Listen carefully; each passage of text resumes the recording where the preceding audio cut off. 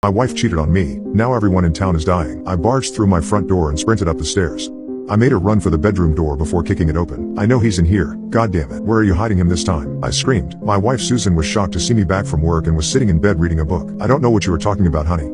I've been here all morning. I could tell from the red glow on my wife's cheeks and the beads of sweat rolling down her forehead she was doing more than reading a book. I know that scumbag is here. I can still smell his stinking aftershave. I grabbed the blankets and ripped them off the bed. Susan tried her best to cover her naked body. It's 2 in the afternoon. Why are you in bed naked? Susan looked like a rabbit caught in a headlight. She stuttered as her brain tried to make up a plausible answer. I began tearing the room apart when suddenly I heard the sound of labored breathing coming from the closet. I felt a rage of red mist descend upon me before whipping open the closet doors. As I drove back to work, I couldn't get the image of Mason Bradley and his fat gut on top of my wife. Intrusive thoughts about my wife's infidelities permeated my mind as I drove my truck. At 37, my life wasn't where I expected it to be. My dreams of running my own company were as broken as the beat-up pickup truck I used to drive to work. My truck rumbled up to the gates of the steel mill. The security guard at the gate barely acknowledged my existence as the truck roared past him. As I turned into the car park, I noticed my boss Big Ed waiting for me. As I got out of my truck, Big Ed came scurrying over. For a man who ran $1 million company, he always looked as if he was out panhandling for his next meal. His slacks were 2 sizes too big and he wore the same t-shirt every day. What are you doing tomorrow, Jack? I hated how Big Ed spoke to me. He had a habit of spitting after every sentence and would sometimes spit directly at me.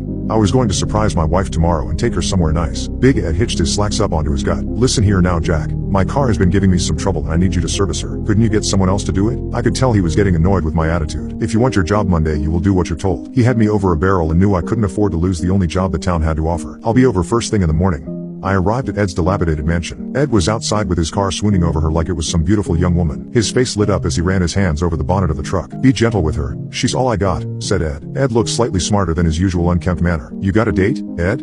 When the cats are away the mice will play, said Ed as he gave me a mischievous wink. Ed pulled a red handkerchief from his back pocket and wiped the sweat from his forehead. I see one scratch on her, and I will snap your neck. I was weary from a long day babysitting Ed's car. All I wanted to do was throw my feet up and have a nice cold beer. I stepped in my front door and was suddenly hit by a familiar smell. It smelt like Big Ed's nasty cologne, but I was too tired to take much notice. My body ached as I grabbed a beer from the kitchen, before collapsing onto my chair. As I sat there, sipping beer and reevaluating my life's predicaments, I noticed something sticking from the armrest of my couch. I walked over and picked up the red piece of cloth. The same red piece of cloth Big Ed used to wipe the beady sweat from his grubby forehead. I unfolded the cloth, and to my dismay, there was Ed's name embroidered in the hanky. I was heartbroken and furious.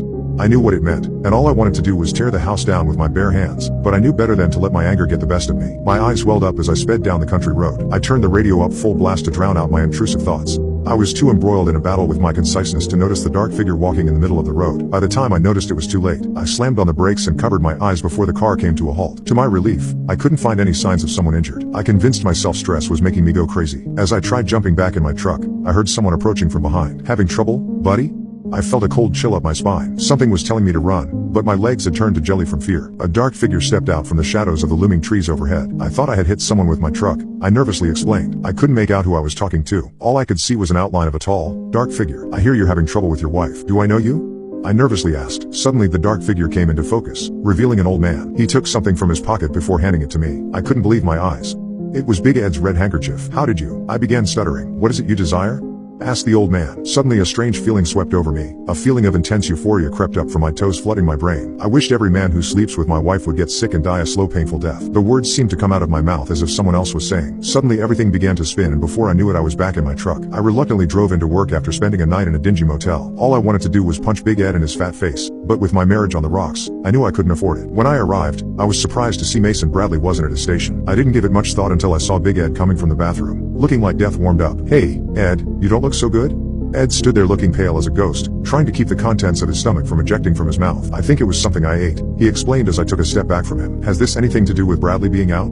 I asked. Yeah, he was too sick to make it in today. Must be a bug doing the rounds. Over the next few days, I watched Big Ed get weaker until there was no sign of him. I had gotten word that Mason Bradley had died, and from what I was told, Big Ed wasn't far behind. Since Big Ed wasn't in, we knocked off early. As I drove home, I stopped at the local gas station to pick up some beers. Phil, the owner, was at the counter looking like he was about to pass out. You all right, Phil? You're looking a bit pale there, buddy. Phil covered his mouth, trying his best not to puke all over the counter. I'm after picking up this bug that's going around. It couldn't be, I thought to myself as I suddenly remembered the strange encounter I had the other night. The one I was sure was just a strange dream. You look after yourself, Phil, and get yourself to a doctor. Will you give my love to that beautiful wife of yours and tell her I'll drop over her magazines once I feel better, said Phil before dashing for the bathroom. As I drove into my driveway, I noticed Mrs. Stevens standing outside her house looking distraught. What's wrong, Anne? I asked. It's Mike. They took him to the hospital. Who took him? Mr. Stevens was too distraught to get her words out. Men in hazmat suits. I felt the familiar feeling of despair rise from the pit of my stomach. Who else got sick? Bob, Tony from across the road. The guy who delivers the milk. They're dropping like flies. Days went by and news of men getting sick and dying all over town continued to trickle in. Suddenly I was hit with the realization that the man I met a few weeks ago wasn't a figment of my imagination. I wrestled with the guilt of everyone dying and the heartbreak of my wife's infidelity. I didn't want people dying, and if this was my fault I needed to fix it. I got in my truck and began driving the same road as before. I was overwhelmed with the thoughts of people dying and the guilt and grief it brought with it. As I drove, I suddenly spotted the old man sitting by the roadside.